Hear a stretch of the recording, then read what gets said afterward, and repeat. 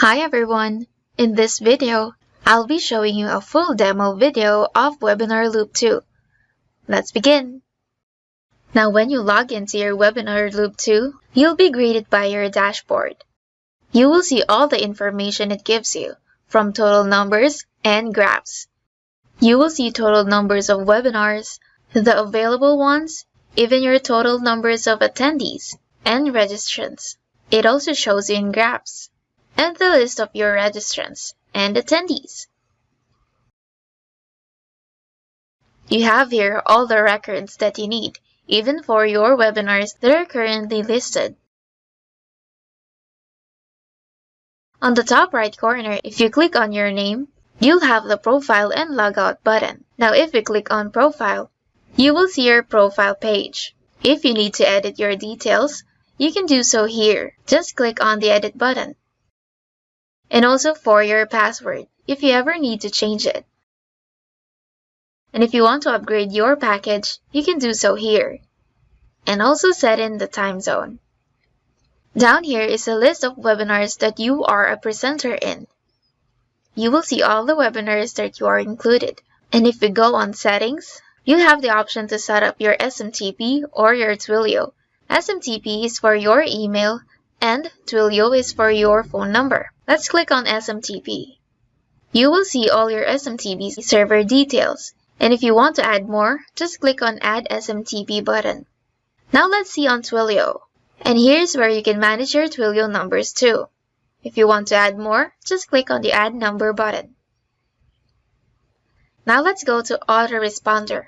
Webinarloop 2 supports multiple autoresponders. You can click and choose whatever you need. To add more, just click on this button down below. Then, select your autoresponder. Now let's go to Webinars. Here's the page where you can manage your webinars. You can delete and add more on the list. You will see all the webinars you have created, with a title, type, and date. And to create another one, just click on the Create Webinar button. All you need to do is add in the details for your new webinar, like the title, subdomain, and descriptions. You also have Actions button, like your webinar setup, and if you click on it, you will see all the steps you need to complete for your webinar to go live. Now first on the sidebar section is the dashboard for your webinar. If we click on it, you will see pie graphs of how many attended and registered to your webinar, and also the webinar watch %. All the names and emails of your attendees will be listed down below, also for your registrants. And everyone who interacts with your widgets will be listed down below for your record.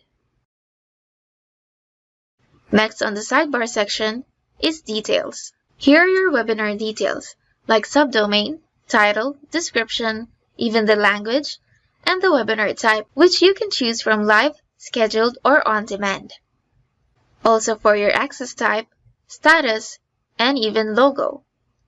And if you want to check all the steps you need for your webinar to go live, on the top right corner, you can click on the button. If your webinar is not complete yet, you will see it as pending. But if it is complete, you will see the button will say Ready. And if we click on it, here are the steps that I'm talking about.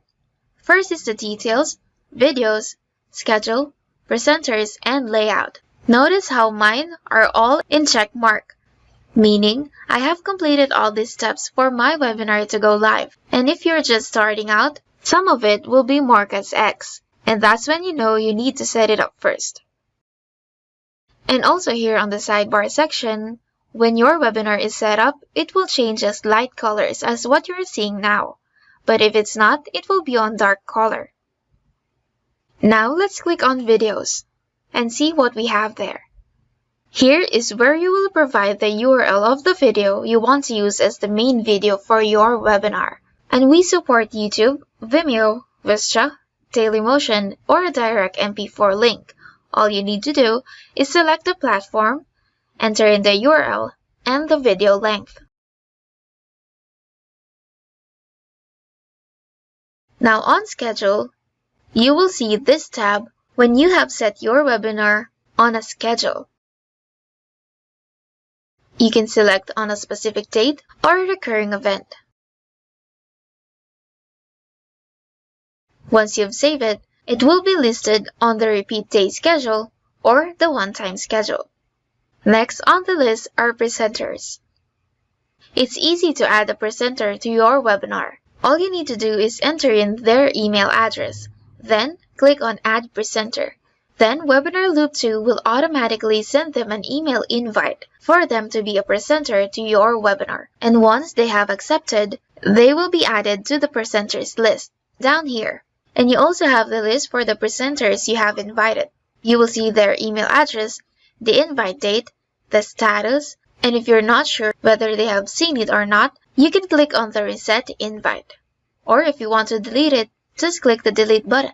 Now let's go to Layout. You can select your preferred layout here, and we have a bunch of professionally made layouts. Just click on Select and Customize, and you will see the different layouts we have. You can choose or customize whichever you want. Next, let's move on to widgets. While your webinar video is ongoing, you can set up a webinar widgets wherein your audience or attendees can interact. You can choose from poll, information, image, a call to action, or a question. Just click on one and add in the details. Next, we have chat. You can edit your webinar chat and settings here. You can also enable the recording for the chat during the webinar playbacks. You can add details, message, or a timer. Then all the webinar chat will be listed below. And next on the list, emails. You can choose to send your own email reminders to the registrants or stick with our default reminders. You can choose the SMTP, like I've said before, and enable or disable the custom reminders and default mails. You can also create a new mail and choose when you want to send it. And we also provided shortcodes for you to use when composing your email, so it will be a lot easier for you.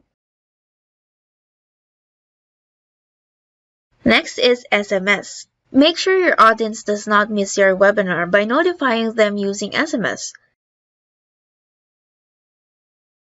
This will only work if you have collected their phone numbers when they signed up. So just enter in your Twilio number and enable the setting. Next on the list are autoresponder. Like what I said earlier, Webinarloop 2 supports multiple autoresponders. And if you've enabled this setting, Webinarloop 2 will be sending leads to your autoresponders list. What it will do is send the leads to your autoresponder list. So all you have to do is select your autoresponder, and you can select multiple. Also add in the list, and your autoresponder is set. Now moving on, let's go to tracking. Here you can add tracking pixel codes. If you have any tracking code, like for example Google Analytics, Facebook Analytics code, or others, you can add it to the registration page and the webinar room page. Now on to recruitment. Here on Webinar Recruitment, you will see your API URL and opt-in form code. You can use the API URL to auto-register your attendees. Just make an HTTP post call with the variables listed below.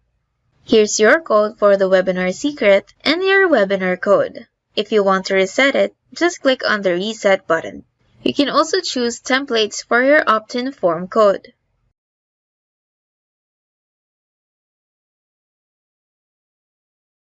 Now next is Zapier integration. You can click on this button to connect with your Zapier. And here you have your webinar code and webinar secret to set it up. Next, attendees. Here's the list of your attendees. You can also export it to CSV file, so you will have a record of it. And last but not least, integration. You have integrations here like lists to list and adds to list. If you need help on how to use it, you can click on the tutorial button here on the side to watch our tutorial videos for it. You can use the code in Adds to List and Leads to List to auto-register your attendees. Just click on Copy and paste it there. And you're all set up.